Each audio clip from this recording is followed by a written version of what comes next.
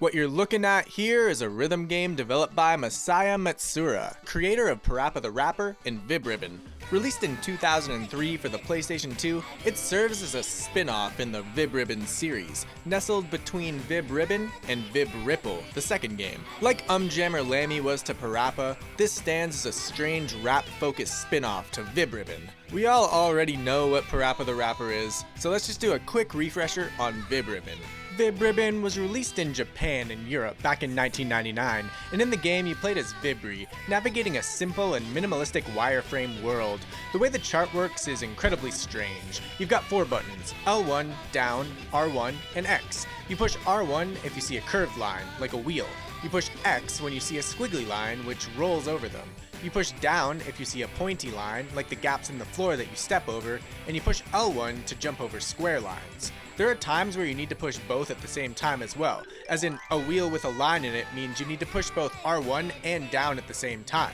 Getting a hang of reading the note chart in Vib Ribbon is super fun, and it's one of my favorite games on the PS1 for that very reason.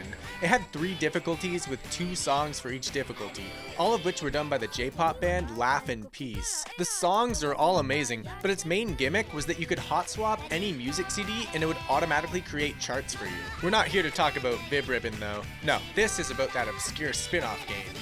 Ready for it? This is Mojib Ribbon.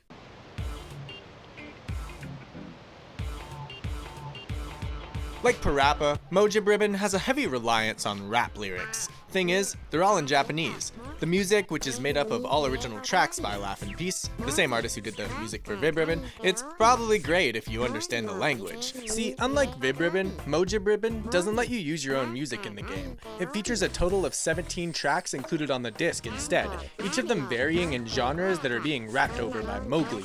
Every time you see the screen color change, I'm cutting to a new song. These songs are long, really long, and consist of a background track and then endlessly repeating Japanese voice clips to represent Mojibri rapping. If you don't understand Japanese, the voice clips are, to be honest, a bit headache-inducing. Navigating the menus can be a nightmare if you don't speak Japanese as well. The game even forces you to enter a real name, which it then reads aloud, which is really cool, but naturally there's no English letters, and spamming kanji characters won't cut it. It needs to be a real name. Every once in a while, this name entering menu would randomly pop up after saving and it gets stuck for a few minutes. Very annoying. In the game, you navigate Mojibri, a pear-shaped ink splotch with dreams of becoming a famous rapper after he gets sucked into a letter at the start of the game. Gameplay revolves around filling in kanji characters on a circular track using the right analog stick. You press and hold the stick in sync with the music, releasing at the right moment to hit notes and continue holding it down to write in the cloud notes. They're just hold notes. Almost all the notes are hold notes. If you miss any, you'll lose ink, and you're forced to suffer through the music for another couple bars until Mojibri goes around again and lets you hit them. And if the ink runs out, it's game over. The difficulty adjusts based on your performance. Streak notes and the game ramps up. Struggle and it eases off, just like Vib Ribbon, but much easier since the entirety of the controls are done with the right stick. This is a pro and a con. It's a pro because you get an adaptable difficulty, but it's a con because the game has that problem. You know, where it becomes so easy that you shut your brain off and start missing notes out of boredom, which then causes the game to get even easier and then you get even more bored. Even at its hardest, this is a very simple rhythm game from start to finish. Visually, the game sticks to Vib Ribbon's minimalist style, but with really cool and well done Okami-like aesthetics. The Sumi-e ink wash painting mixed with the cell shading and thick black outlines really sells the idea that Mojibri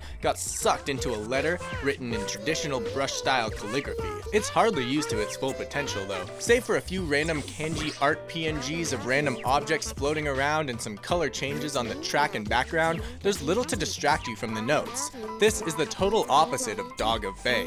Now that's a good game. Anything that moves the story forward is text-based, and without an understanding of Japanese, they don't add much to the experience. There's no translation patches available online, but I translated the cutscenes and confirmed that there's little to no story to talk about here. You're not playing this for the story. This isn't Gitaru Man. Along the way, Mojibri encounters other characters that you eventually begin playing as. They have slightly different pitched voices for their rapping and visually look different, but nothing about them changes the core gameplay. They're little more than a character skin. It does change the after-song animation.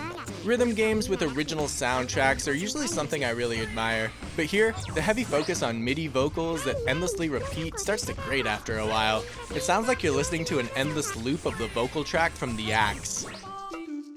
An English version of Mojib Ribbon was planned, but Sony America ultimately had no interest in a US release. Sony Europe, though, it was planned for release in Europe, but ended up getting cancelled. Vib Ribbon only launched in Japan and Europe back in the day, so it does kinda make sense. This is what it would have sounded like if you're curious.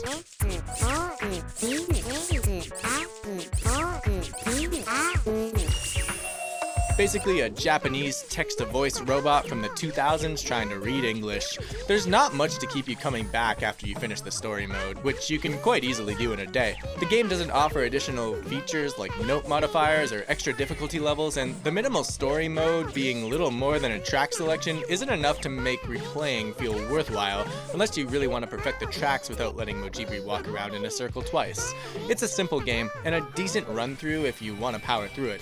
But the lack of English, the confusing menu, the entire gameplay system being based on Japanese lyrics, it all makes it hard to recommend to most people over other rhythm games. Mojib Ribbon feels like a niche curiosity rather than a must-play title. It's an interesting footnote in the history of rhythm games and an extension of Mitsura's quirky style, but its simplicity and language barriers make it hard to recommend. It's cool for collectors or fans of Vib Ribbon, but unless you're deeply invested in rhythm games, it's probably not worth the effort. Just a short little video. There isn't actually all that much to talk about with this game, so that's all for now. Thanks for watching, guys. Love ya, and peace.